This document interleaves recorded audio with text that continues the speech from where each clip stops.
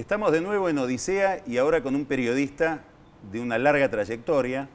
Es uno de los autores intelectuales del diario La Nación, un gran editor, pero su notoriedad últimamente la ha adquirido por otra tarea, que es como columnista.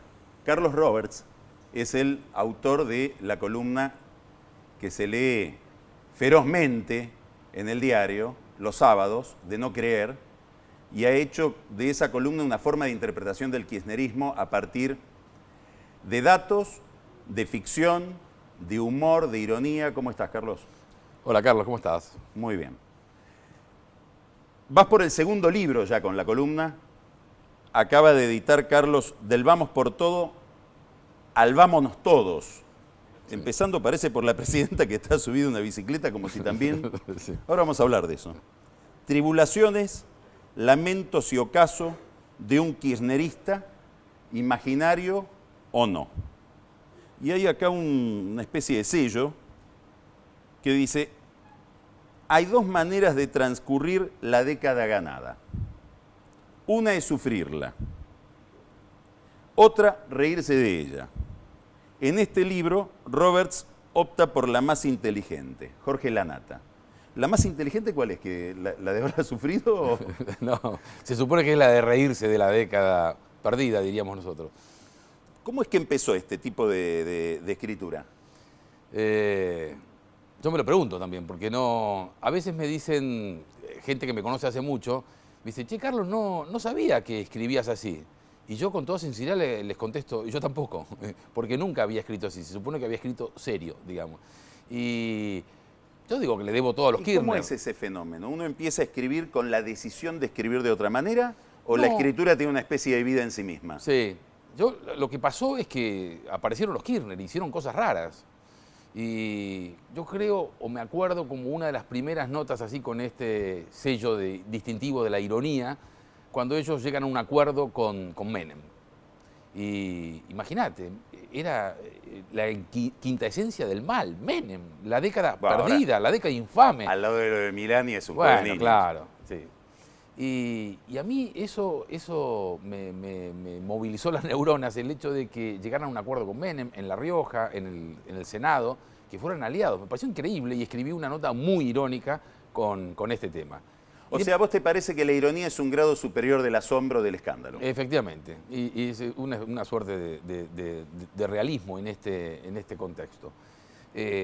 Realismo mágico, diríamos. Y bueno, y siguieron haciendo cosas raras y yo seguí escribiendo cosas irónicas por esas cosas raras que ellos hacían. Así que fue naciendo un poquito así. Otra vez, el diputado porteño Cabandier termina el Mundial de Sudáfrica estrepitosamente mal para nosotros con la conducción de Maradona, y Cabandier propone erigir una estatua a Diego Maradona. Sí. Pero lo propuso en serio, una propuesta formal en la legislatura porteña. Y me pareció sabrosísimo. Y entonces escribí una nota muy irónica donde decía que por fin había diputados que se dedicaban a cosas serias, que había otros chantas que estaban con pavadas como la salud, la educación, la seguridad, ¿no? Que tipos que se dedican a cosas serias, Cabandier, que proponía hacer una estatua a Maradona. Y a la semana siguiente, otro diputado porteño que quería matarle el punto, se ve a Cabandier, propuso instaurar el Día del Piropo. Y también presentó un proyecto de ley para que haya el Día del Piropo en la capital. Entonces también escribí una cosa muy irónica. Y un día en el diario me pusieron que estas notas irónicas, que se publicaban como cada tanto, las escribiera semanalmente. Entonces consulté a algunas personas, entre otras al conductor de este programa, para ver si yo, desde la posición que tenía en el diario, estaba habilitado, digamos, para un género un poquito audaz y, digamos, algo jugado en el periodismo argentino, de tomarle el pelo a las autoridades, a los propios gobernantes y a la realidad. Bueno, y así surgió esta columna, gracias, insisto, a los Kirchner.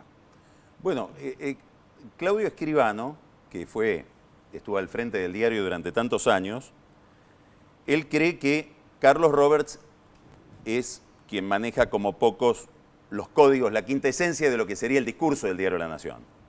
Y sostiene que solo alguien que tiene ese compromiso con la identidad de un medio puede apartarse hacia el margen en este tipo de escritura que no es la habitual del diario. No, no.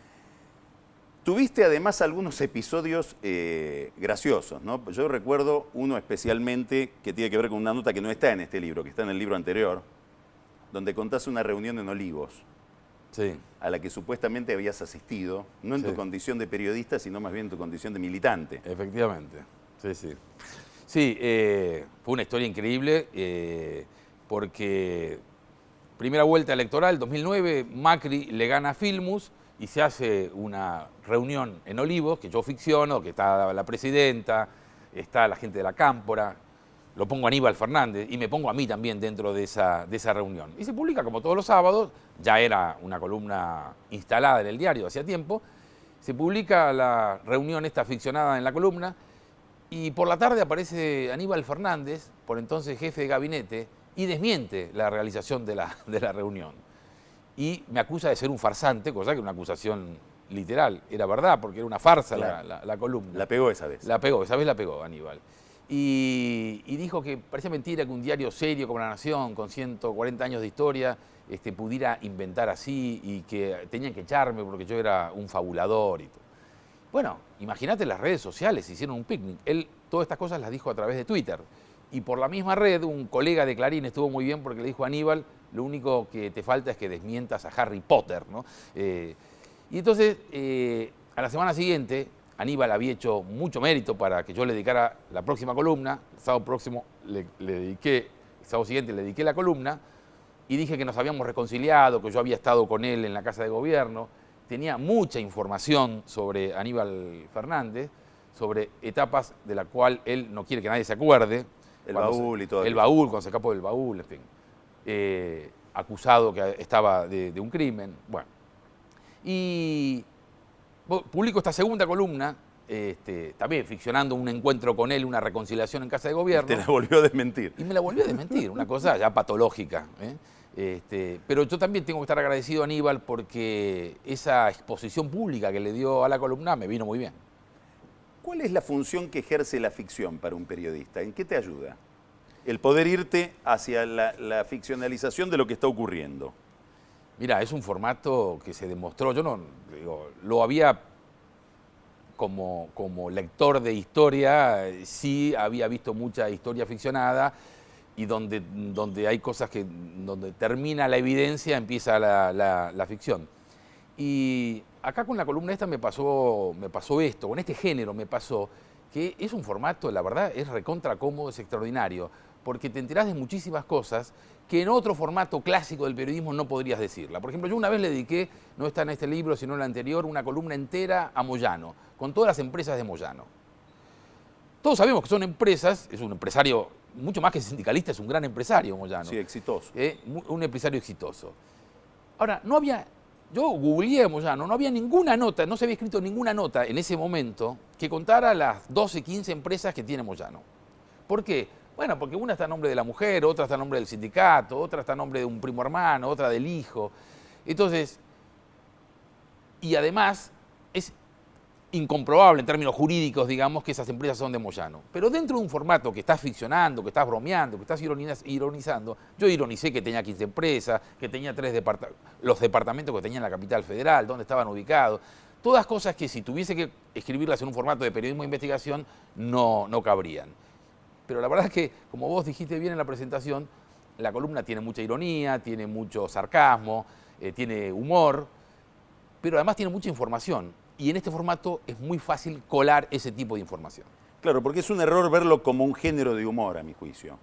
Es decir, Sí. es un género en el cual se iluminan los hechos que uno trata de explicar o de exponer con un discurso clásico en las notas convencionales, a partir de correrse un poquito y estirar un poco la cuerda de lo que podría ser lo verosímil, Claro. o aquello que sabemos que es, pero que no se puede demostrar como si fuera un expediente. Efectivamente. Que es en ese punto donde trabaja el periodismo muchas veces, en la frontera de lo que llegamos a conocer y de lo que le podemos arrancar al poder, ¿no? Efectivamente.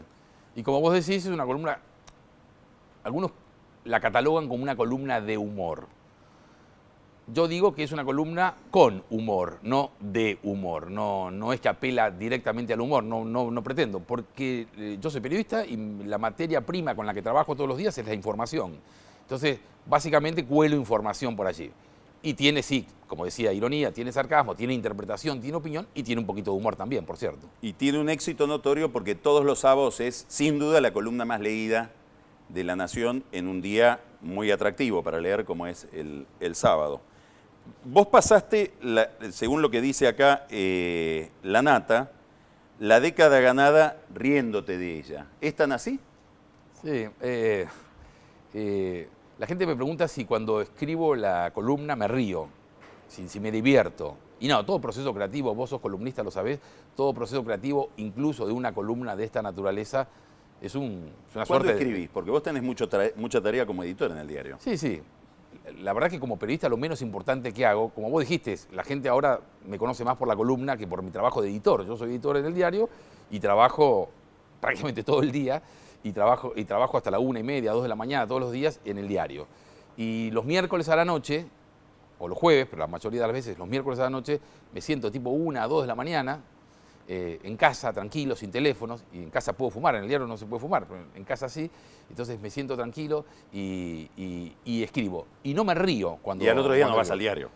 No, al día siguiente Es un caso. me despierto muy temprano, repaso la columna, la dejo ya cocinada, digamos, y empiezo con los diarios, con la computadora. ¿Cambia mucho algo después de irse a dormir al otro día? Es impresionante. La verdad que yo mismo me sorprendo, porque antes de irme a dormir la leo 2 o 3 veces, y cuando creo que está ya redonda, que está cocinada, que está para servirla en la mesa, me voy a dormir. Al día siguiente me despierto, vuelvo a leer la columna, y empiezan a aparecer cosas que la noche anterior no había visto. Pero bueno, lo atribuyo a eso, que termino de escribir a las 5 o 6 de la mañana y a esa hora es natural que haya cosas que se me pasen. Ahora, yo te decía si habías pasado la década riéndote, ahora no en tu rol de sí. columnista, sino de editor de un diario que ha atravesado a lo largo de estos años y atraviesa en este momento tensiones, en un momento en que para el periodismo es un momento controvertido, donde hay mucha polémica sobre la profesión, mucha polémica sobre el rol de los diarios, etc. Vos como editor, ¿qué nos podrías decir de ese tipo de tensiones? ¿Cómo te atraviesan el cuerpo? No, ha sido una década que he estado lejísimo de reírme de lo que le pasaba al país y de lo que pasaba dentro de mi profesión, digamos, ¿no? Si vos tenés que llamar a un funcionario para verlo, como le pasó a un editor del diario, y lo citan en un bar, y a ese bar no va el funcionario, que además durante una semana no le atendió el teléfono, y cuando le atendió el secretario lo citó en un bar, y cuando fue al bar el funcionario no estaba ahí. El secretario lo acompañó a un bar que estaba a 2 cuadras y estaba escondido en el 2.º piso del bar. No es divertido ejercer el periodismo así. No es divertido. Menos divertido debe ser ejercer el rol de funcionario. El rol de funcionario, sí, efectivamente. Estoy contando un pequeño ejemplo que pasó hace un tiempito y que lo cuento porque creo que es una buena radiografía de la relación entre ciertos funcionarios y el periodismo independiente, digamos. Y hablando de tensiones, Sí. esta semana que pasó ha habido un tema muy especial con La Nación, que son las investigaciones de Alconada Amón sobre el contubernio, las complicidades, llamémosle no sé de qué manera, la asociación entre el matrimonio Kirchner, la familia Kirchner y Lázaro Báez. Creo que debe ser una de las épocas de los periodos de más tensión en términos de edición del diario con temas públicos de esta naturaleza, ¿o no? De los que te ha tocado editar. Sí. Bueno, ha habido de todo. Con Papel Prensa también fueron momentos muy, muy tensos. Fue increíble porque la respuesta a las investigaciones de Alconada Amón, además de algunos comunicados, de un par de comunicados absolutamente endebles, que no hacían más que confirmar lo que Alconada estaba publicando. Parecían hechos por Alconada. Parecían hechos por Alconada, sí. Alguien en el diario lo cargó, le dijo, eso los escribiste vos también. Además de eso, además de esas desmentidas, digamos, muy endebles, que no hacían más que confirmar, lo que hubo fueron cables de Telam, por ejemplo, diciendo barbaridades del diario. El diario se acaba de mudar a Vicente López, a 5 pisos de un edificio de Vicente, un edificio que es un edificio torre muy grande. Bueno, llegó un cable de Telam y fue una operación económica muy ventajosa para el diario, porque se desprendió de su edificio en Puerto Madero y pasó a estar en un edificio de Vicente López que es mucho más barato, digamos. Fue una operación financiera, inmobiliaria financiera para el diario de ahorro. Y salió un cable de Telam para responder esa noche a Elconada, la primera noche que se publicó, y decía que mientras el diario no le pagaba a la FIP una deuda que está en la justicia y que no está decidido todavía que se tenga que pagar, el diario había hecho una inversión extraordinaria, multimillonaria, en un edificio de 20 Para contestar las notas de Elconada. Para contestar las notas de Elconada. A esta altura nos reímos cuando aparecen esos cables de Telam, pero tanto no nos reímos porque 2 días después sacamos un editorial aclarando de vuelta cuál era la situación respecto de esa presunta deuda con el fisco, digamos, ¿no? No ha sido divertido, Carlitos, en estos tiempos estar en la edición de un diario. Ha sido muy complicado, ha sido muy estresante. Como periodista y como argentino, muchísimo menos.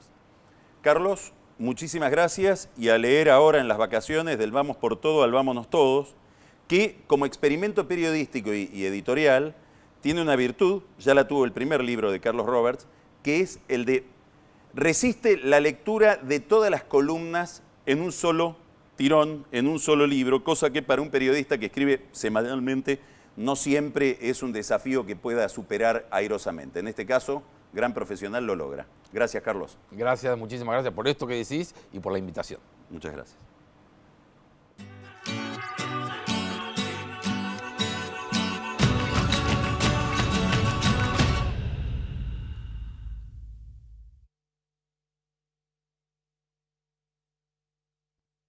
Vivimos en un mundo que necesita minerales. Pero sabemos que, antes que nada, necesitamos un mundo donde vivir. Cámara Argentina de Empresarios Mineros. Por una minería limpia, segura y sustentable. La calvicie es hereditaria. Por suerte, los valores también. Pharmacity. La salud también se contagia.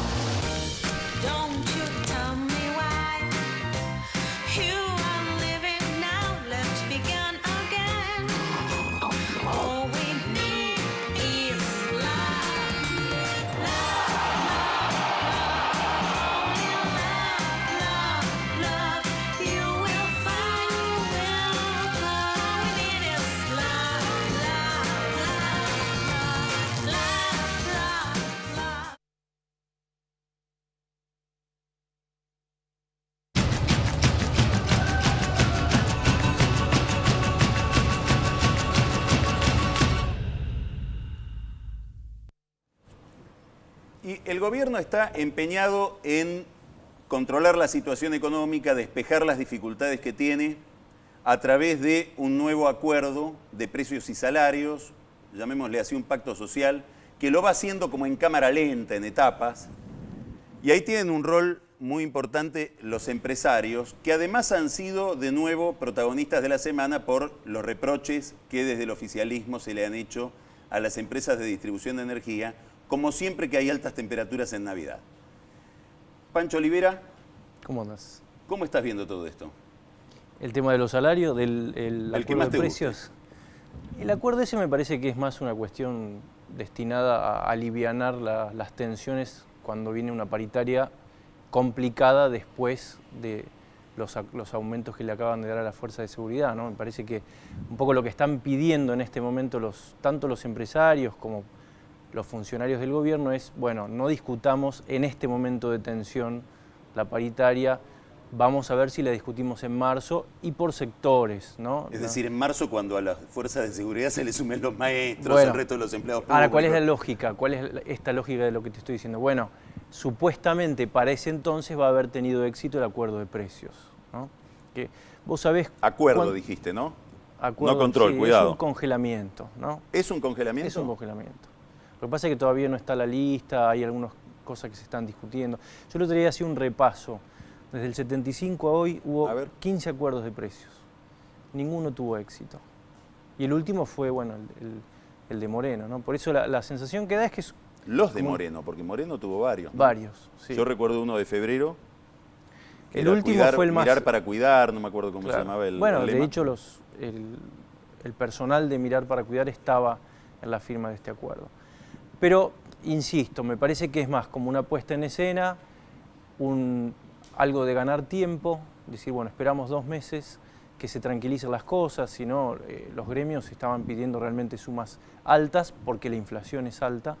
Hoy caló a la mañana una reunión con empresarios y todo el equipo económico, incluso estaba debido tomada, y él dijo que iban a ser prudentes y que pedir un 15% era muy poco y un 30% era mucho, que probablemente iban a estar en el medio, pero que había que esperar.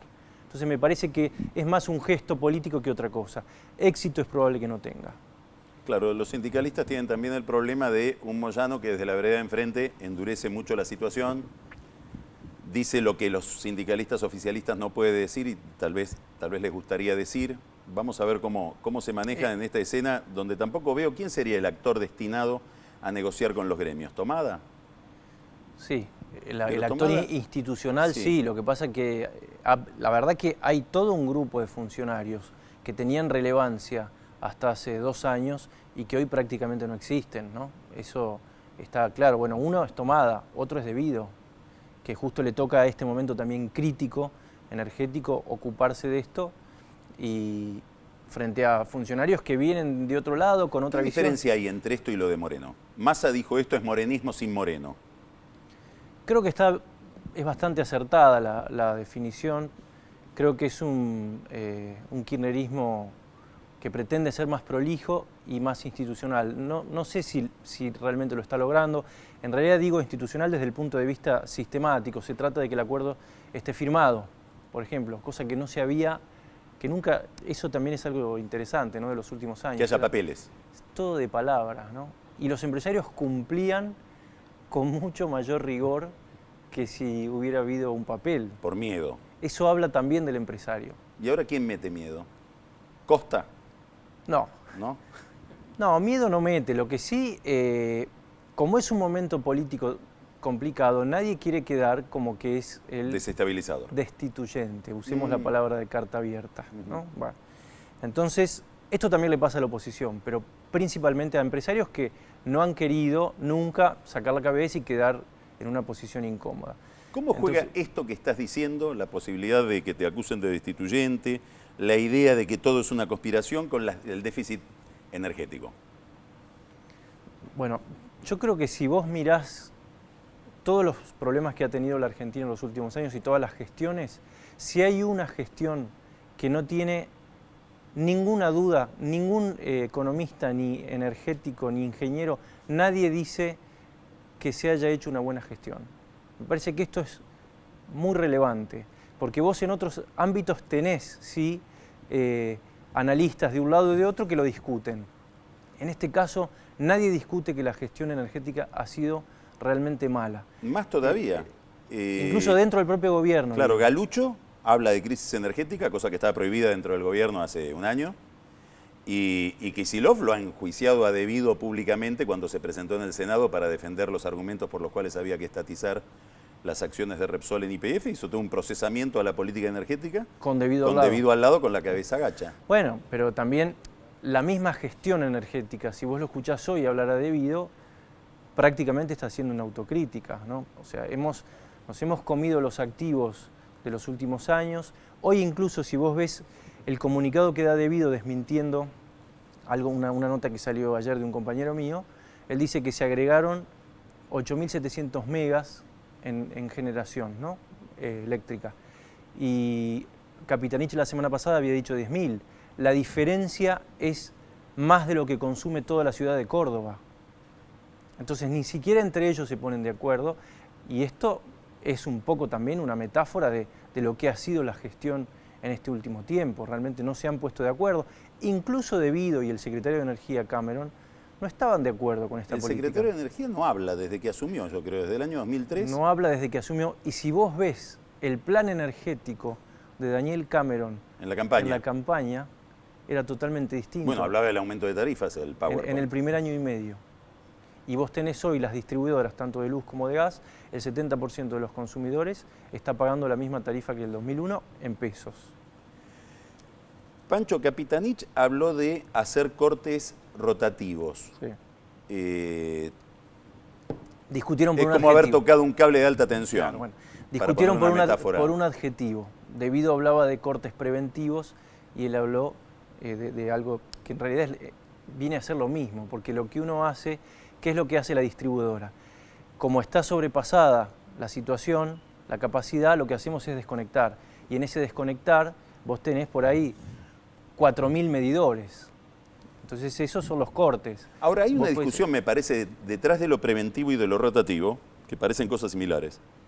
Me parece que hay una discusión acerca de quién cortarle. Sí. Digamos, el gobierno ha cortado a la industria, Sí, con tal de no cortarle al domiciliario, a las al familias. revés que lo que pasó en el 89.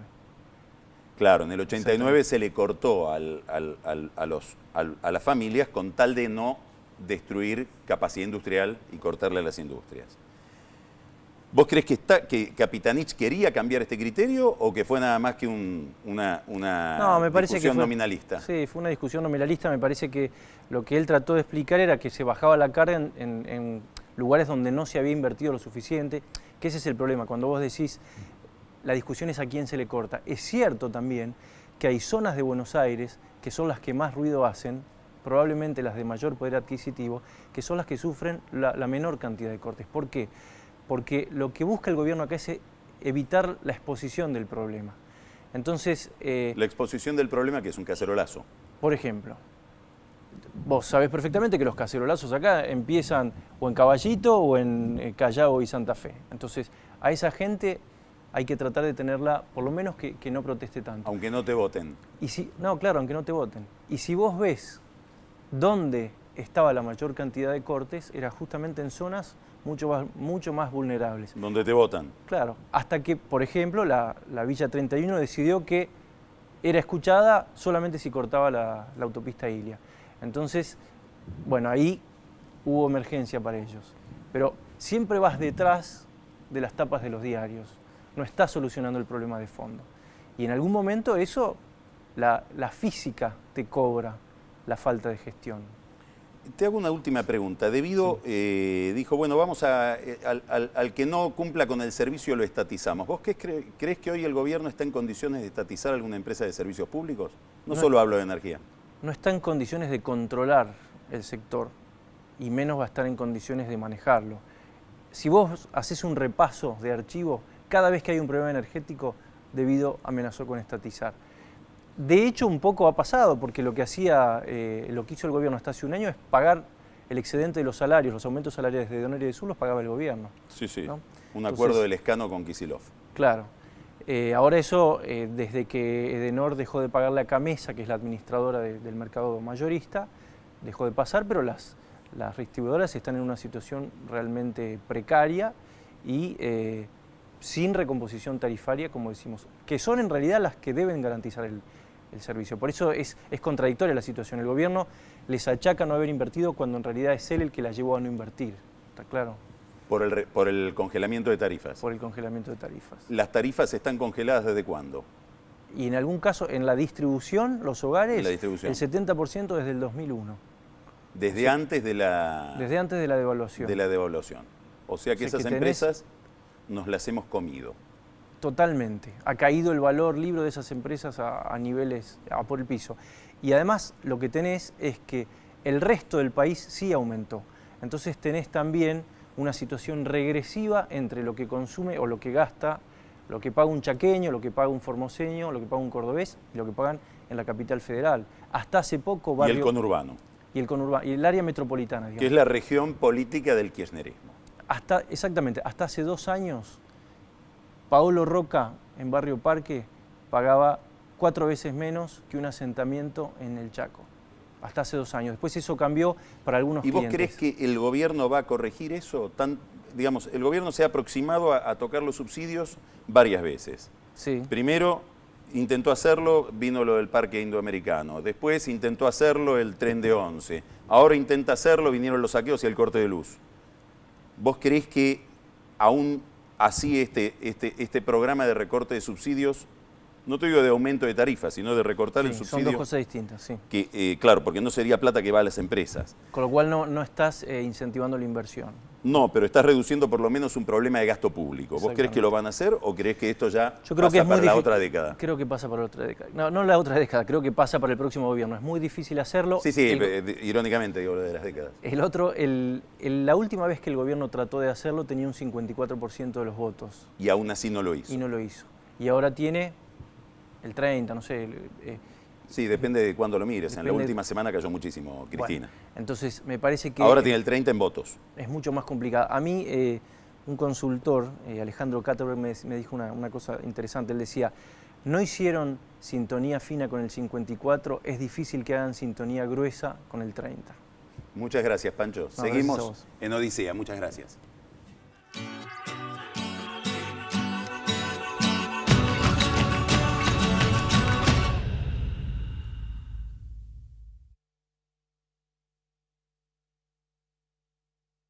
Mondelez International. Creamos deliciosos momentos de alegría. Todos los días disfrutás nuestras marcas. Somos líderes mundiales en caramelos, galletitas, chocolates y bebidas en polvo. Mondelez International. La educación es el eje principal de las acciones de responsabilidad social corporativa de Santander Río. A través de Santander Río Universidades, el banco apoya la educación superior pública y privada.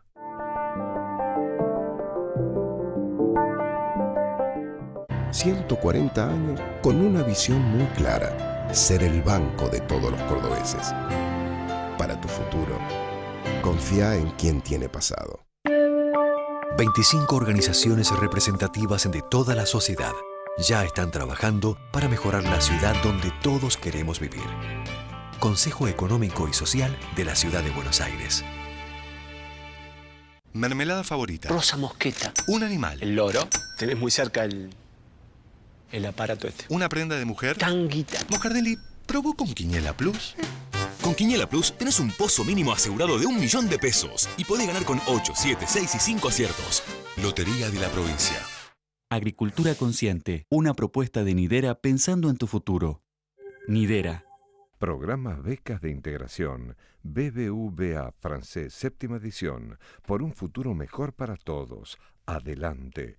Más información en www.compromisobbvafrancés.com. IRSA. Somos la mayor empresa argentina inversora en bienes raíces. IRSA. Líderes en real estate.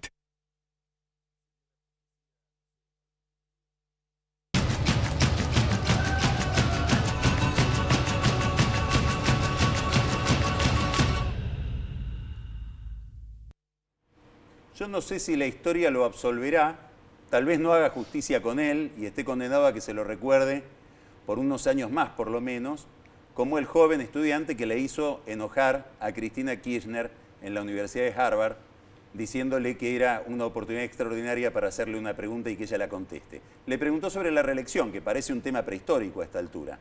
Juan Ignacio, ¿cómo estás? Muy bien, Carlos, muchas gracias por la invitación. Bueno, y está llegando no solo desde los Estados Unidos, sino que pasaste una temporada en la India. Efectivamente, estuvimos con María Paz, mi novia, trabajando durante 3 meses en India. La idea era abrir un poco la cabeza, conocer más del mundo y conocer otra sociedad como la India, que también afronta muchos problemas como estamos nosotros afrontando acá. Y trabajamos promoviendo la participación de los jóvenes en la política india. Fue una experiencia realmente gratificante.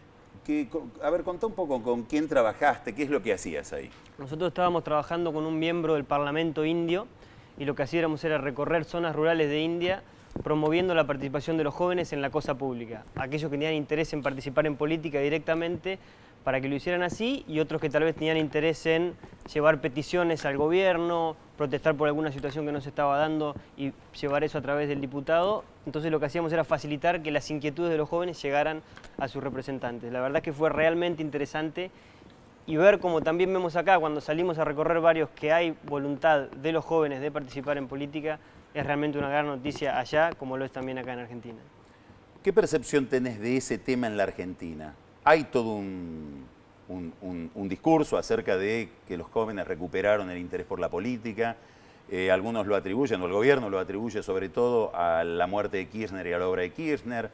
¿Qué impresión tenés de cuánto hay de cierto y cuánto hay de exageración o de mito en eso? Mirá, te cuento mi historia con respecto a la participación política. Yo tenía 14 años y me acuerdo de mirar la televisión. ¿Ahora qué edad tenés? 26. Y era plena crisis 2001, el país se caía abajo y ahí me nació a mí, por lo menos, el interés de la política. Después La universidad me llevó a conocer una villa miseria y me terminó de volar la cabeza que en Argentina pasaran las cosas que pasan en una villa. Esa situación que viví yo, la viven muchos jóvenes que por ahí tuvieron la chance de ir a la universidad, que lamentablemente somos pocos todavía hoy los que podemos ir a la universidad, y es previa al kirchnerismo. Creo que lo que el kirchnerismo hizo es poner eso en escena y creo que fue una buena cosa del kirchnerismo. Me parece que es positivo promover y hablar de la militancia. Ahora, creo que lo han hecho remarcando solamente la militancia dentro del kirchnerismo y no así remarcando otras militancias. Vos recordabas la pregunta, después de que yo hice la pregunta se me salió a criticar porque yo era un militante político, evidentemente les molestaba la militancia en otro partido que no fuera el de la presidenta. Ahora, lo que me resulta interesante es, vos fuiste a ver una villa, te voló la cabeza la situación de la gente en la villa y te fuiste al PRO. ¿Cómo se explica? Porque a mí me parece que en política es mucho más importante lo que uno hace que lo que uno dice. Creo que es importante lo que uno dice, pero es aún más importante lo que uno hace. Y yo encontré en el PRO un partido que realmente estaba trabajando y estaba haciendo... ¿Encontraste un partido en el PRO? Mirá que es difícil encontrar un partido en el PRO. Creo que con los años estamos aprendiendo a funcionar mucho más como un partido. Me parece que todavía nos queda un camino por recorrer. Creo que no hay muchos espacios en la Argentina que funcionen como partidos y me parece que es un gran desafío de la democracia actual. De nuevo, creo que tenemos un camino por recorrer, pero me parece que, sobre todo para mi generación y para lo que tenemos voluntad de realmente trabajar por la gente, es un buen espacio para trabajar. ¿Vos crees que hay una diferenciación generacional o que es también una convención, un lugar común decir que los jóvenes miran de una manera peculiar por ser jóvenes la vida pública? Yo creo que hay una diferencia entre mi generación y la generación de mis padres, por ejemplo, que crecieron viendo que desde que ellos tenían 18, 19 años el país venía empeorando y eso no cambiaba. Nosotros nos tocó ver lo mismo, pero de alguna manera yo siento que, y además la de mis padres sufrió en parte lo que fue la dictadura militar y la posibilidad de que si vos militabas tenías la chance básicamente de perder la vida. Creo que ese miedo también hizo que muchos dejaran de meterse en política. Hoy veo que hay un renacer de la vocación política, de la vocación por lo público. ¿Cuáles son los riesgos del joven que hoy se mete en política? No te hablo de los riesgos físicos. ¿Hay otro tipo de riesgos o no? ¿O es una actividad cómoda? Yo creo que no es una actividad cómoda. Si uno es honesto, por ejemplo, tiene muchas mejores posibilidades de tener estabilidad laboral y un buen salario por fuera de la política. Ahora, y te pido disculpas, pero me gusta mucho más hablar de las cosas buenas y gratificantes de la política que las dificultades. Hay dificultades, sí las hay, pero lo gratificante que es cuando vos ves que la política toca la vida de una persona y la transforma, y eso pasa todavía en Argentina, no solo en la ciudad de Buenos Aires, creo que pasa en muchos lugares de la Argentina, aunque lo que se nota en general es lo negativo, y creo que también el kirchnerismo ha hecho cosas positivas que han impactado en la vida de algunas personas. Ese cambio en la cara de alguien que antes no tenía algo que ahora tiene, que antes no veía un futuro y ahora lo ve, que antes no tenía esperanza y ahora la tiene, cuando la política funciona bien, creo que es una de las sensaciones más grandes que uno puede tener como individuo y me parece que es lo que hace que valga la pena trabajar en política. Vos fuiste a la villa, te voló la cabeza y fuiste hacia la política. Ahora fuiste a Harvard. ¿Te voló la cabeza también? Me voló la cabeza, me abrió la cabeza mucho más. Me reconfirmó también la vocación de volver a la Argentina, la posibilidad de haber recorrido algunos lugares del mundo me terminaron de mostrar que por lo menos mi lugar en el mundo es la Argentina. No he encontrado en otros lugares algo que me llame como me llama este país. Porque vengo acá porque creo que todavía tenemos grandes cosas en Argentina y tengo como una vocación muy fuerte de que volvamos a enamorarnos de la Argentina. ¿Qué cosas estudias en Harvard que te sirven para mirar de manera más inteligente lo que pasa acá y tu acción política acá? Una primera cosa muy interesante que es el debate de izquierda-derecha, por lo menos como está planteado en la Argentina hoy, es bastante obsoleto para analizar la realidad argentina. Uno piensa en los políticos argentinos y los pone a la derecha o a la izquierda y creo que eso no sirve para pensar cómo tenemos que cambiar el sistema político argentino y cómo tenemos que transformar la Argentina. Otra gran enseñanza de los cursos que estoy tomando es cómo la tecnología está moldeando y está cambiando la manera... Vos estás en la Escuela de Gobierno. Estoy en la Escuela de Gobierno, estoy tomando una materia que habla de cómo Internet y la tecnología está impactando en el poder en general, en los medios, en la política, en el gremialismo, en los movimientos del tercer sector, y es realmente interesante ver cómo los sistemas políticos en el mundo tienen mucha menos estabilidad ahora de lo que tenían hace 10, 15 años, y cómo nuestra generación va a tener que trabajar mucho para buscar un modelo de... ¿Por qué es eso? Entre otras cosas porque hoy el individuo tiene mucho más poder de lo que tenía vía redes sociales, vía internet, es más fácil acceder a la información y va a ser cada vez más fácil con los tiempos. No quiere decir que internet es la solución a todos los problemas del mundo, pero sí quiere decir que hay cosas que hoy se pueden hacer que antes no se podían haber hecho. Ejemplo, Sí. me parece un ejemplo claro en Argentina, que lo vemos allá cuando estamos, y yo lo he usado para graficar esto, es el 8N y las movilizaciones que no hubieran sido posibles sin las redes sociales. Por supuesto había algo atrás, pero la red social como canal permite todo ese tipo de movilizaciones y creo que es muy positivo.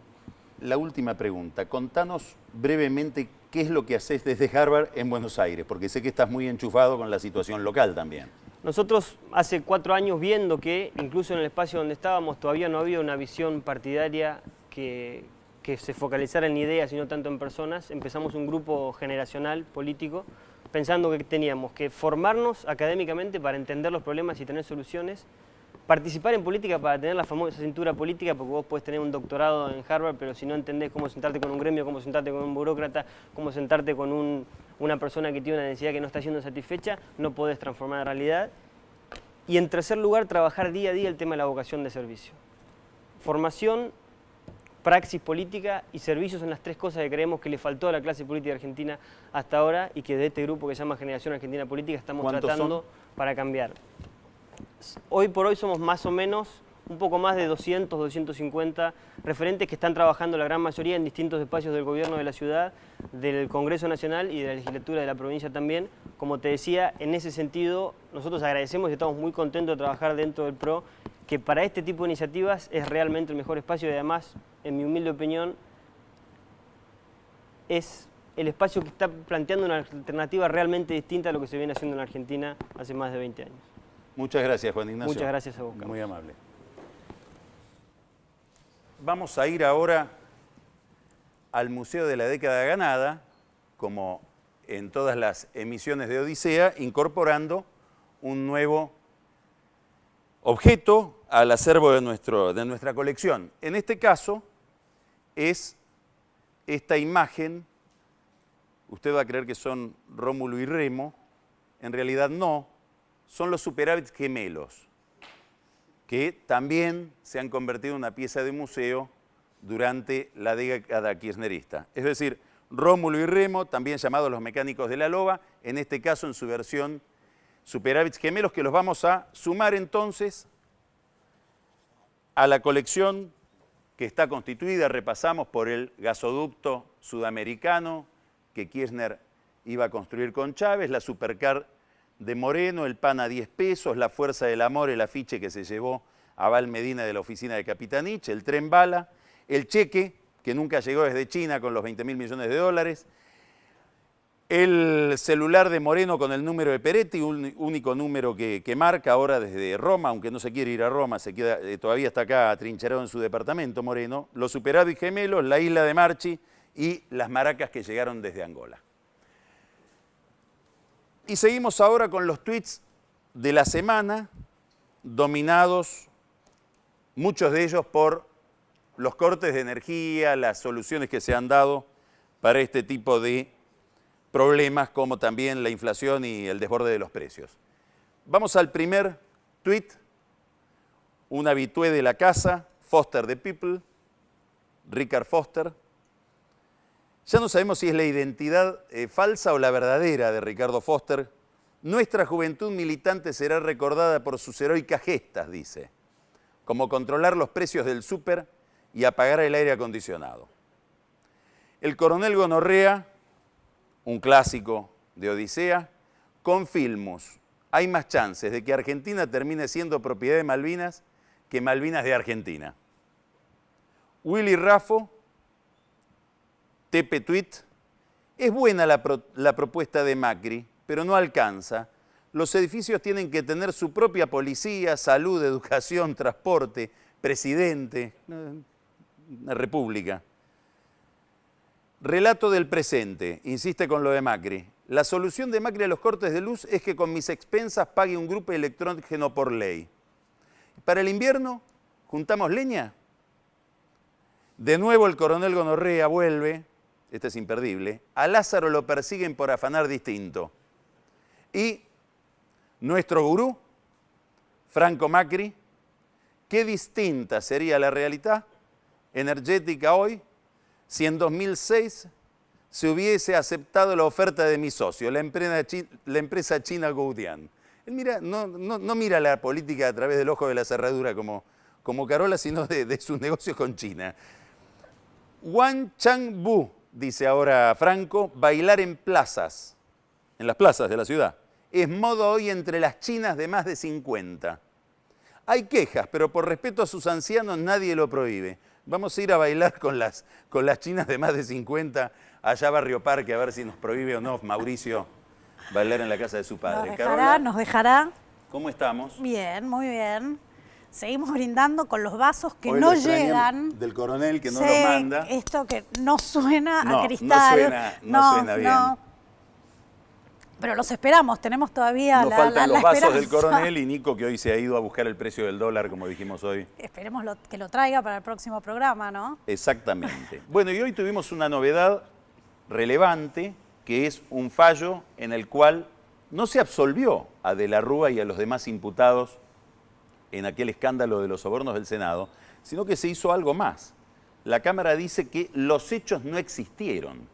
Y no solamente dice que los hechos no existieron, sino que además ahora manda a investigar a Alberto Fernández, a Aníbal Ibarra, a Chacho Álvarez, a un señor que se llama Daniel Ramos, por haber montado, al parecer, según lo que dicen los jueces, una patraña alrededor de ese escándalo, lo cual no solamente exculpa, sino que a De la Rúa y a varios senadores, a Fernando de Santibáñez, etcétera, sino que empieza como a inculpar. Cambia el foco, ¿no? Totalmente. Exactamente. Y vos tenés bastantes novedades sobre eso, me has dicho, sí, ¿no? Sí, sí. Hubo absoluciones, Me pero da miedo, hubo cachetadas también, ¿viste? Epa. Hubo cachetadas. Pontacuarto. ¿Graciela Camaño? No. Pontacuarto fue cacheteado. ¿Cacheteado? Sí. ¿Hoy? Sí, hoy. Por Alacino, que fue, lo agarró, lo cacheteó y le dijo, todo esto es por los 10 años que me hiciste perder, ¿no? El sufrimiento al que lo sometió estos últimos años, ¿no? Sensible Alacino. Sí. Y Pontacuarto lo agredió, le dijo un montón de cosas que no puedo repetir, pero también lo llamó Gil. Bueno. Me parece de lo más ofensivo que se use mi apellido para agredirlo. Sí, para semejante... Pero parece que los abogados los separaron y no se fueron, no pasó a mayores. Pero hubo cachetadas anteriores por este tema. A ver. Bauzá y Cafiero, parece, en un ascensor del Senado. Pero ahora no. No, hace tiempo. ¿Bauzá le pegó a Cafiero? Sí. Bueno, y lo vivió como una traición. Claro, hay que recordar que Cafiero fue el que denunció a Bauzá, diciendo yo fui a verlo a Bauzá y Bauzá me dijo esta plata yo la recibí, etcétera, etcétera. Y Bauzá lo vivió como una traición de un amigo. Sí. Así que bueno, dejemos las cachetadas de lado, perdieron algunos, ganaron otros, y uno también el que perdió un poco y que perdió tema de conversación para sus asados es De la Rúa. Porque parece que parece que es obsesivo. ¿De la Rúa? Sí, es obsesivo y estaba obsesionado con el tema. Cada asado te sentabas al lado de él y el otro te contaba que viste la pericia que indicaba que mi teléfono estaba ahí, parece que ahora hay una contrapericia. Elegía los asados para ese tema. Sí, entonces se quedó sin tema para sus asados. Bueno, Pobre. un buen motivo para quedar sin tema. Sí. Ahora, seguramente va a tener tema con las acusaciones que se hacen sobre... Sí, ¿quiénes son los tres grandes protagonistas de estas nuevas acusaciones? Vamos a tener a Pontacuarto, vamos a tener a Alberto Fernández. Ahí hablan de reuniones que ha habido antes de que se produzcan las denuncias de Pontacuarto, entre Alberto Fernández, Pontacuarto... Y un personaje que es Daniel Bravo. Daniel Bravo. Que fue, parece, quien acercó a Pontacuarto. Hijo de aquel ilustre militante de los derechos humanos y sindicalista docente, Alfredo Bravo. Alfredo Bravo. De quien Daniel Bravo parece no haber heredado sus virtudes, precisamente. Bueno, por lo menos está metido en varios asuntos. Acá hay un montón de causas que te tenés que armar un croquis para entender cómo se cruza. Sí, es una guerra... Todo porque te terminás perdido. Como siempre que intervienen las cuestiones de inteligencia. Sí. Bueno, porque recordemos también que Daniel Bravo había sido el que hizo estas falsas denuncias en su momento a Enrique Olivera por estas supuestas cuentas que tenía Enrique Olivera en el exterior, denuncia por la cual después se termina disculpando, ¿no? Unos años después. Pero bueno, Olivera era primer candidato, creo que de la coalición cívica en la capital. Sí, en ese momento sí. Jefe de gabinete Alberto Fernández también. Todo mezclado, Carlos. Me pierdo. Bueno, eso, por eso se disculpó, pero ahora le toca también, y también le toca por otro lado, porque el fiscal Campagnoli, que está analizando Estaba escuchas, analizando, claro. Unas escuchas con el Claro, caso está de investigando la reventa de entradas. Sí, no estaba analizando lo de Báez, claro. No. Le quedaron la reventa de entradas. Con las entradas de la reventa de entradas en River, bueno, la causa que está bastante complicando a Daniel Passarella. También uno de los nombres que aparecen ahí es el de este Daniel Bravo. Pero, sí, bueno, no te digo que tengo una mezcla de cosas, está en todos lados. Leonardo da Vinci de las causas judiciales, está en todas. Está en todos lados, sí. ¿Y ahí por qué? Porque parece que en una de las escuchas se lo menciona pidiendo entradas a Passarella. No sé si a Passarella, en una de las escuchas de Passarella. Passarella habla de él. Bravo estuvo pidiendo entradas. Bravo, ¿eh? Bravo. Bravísimo, bravísimo. Bueno, muy bien, Carola. Así que algunos están, viste, el ego te absolvo, y los otros me parece que viene la venganza yo creo que esto va de a los ser, nerds. Sí, sigue la polémica, con esto del Senado sigue la polémica por varios días. Sí, sigue la polémica. Y después, por otro lado, antes de dejarte, me llegó así a último minuto, ¿dónde fue la reunión Macri, Cristóbal López? ¿Macri? Sí. ¿Sí? ¿No? Me parece que no. ¿No? Macri dice que nunca se reunió con Cristóbal López. Bueno, ¿será hubo una Nicky reunión, Caputo? ¿quién habrá sido? Pero la reunión fue en Miami. De Cristóbal López por el tema. Por el tema, sí. Bueno, Caputo está mucho tiempo en Miami, no ¿Pasa sabemos si tiempo fue ahí? él. Pasa mucho tiempo en Miami. Entonces es posible Parece que tiene intereses allá. Está bien. Está muy Sabrá bien. Cristóbal López, será Federico Achával, no sabemos. Lo cierto es que cosas que pasan en Miami. Ese asunto se resolvió en Miami. Sí. Bueno, ya nos hace seña, como de costumbre, Carola. Para retirarnos. Para que termines, ¿no? Sí. Para retirarnos. Nos estamos yendo para el próximo lunes, ya con la presencia de Nico, que va a estar volviendo con el precio del dólar desde Nueva York. Muy buenas noches, feliz Navidad, Carola. Muchas gracias. Nos vemos el lunes que viene en Odisea.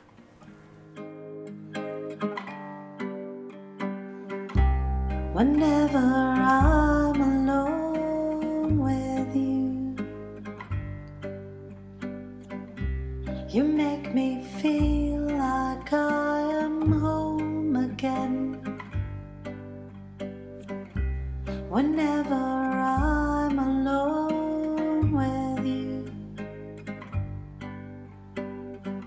you make me feel like I am whole again.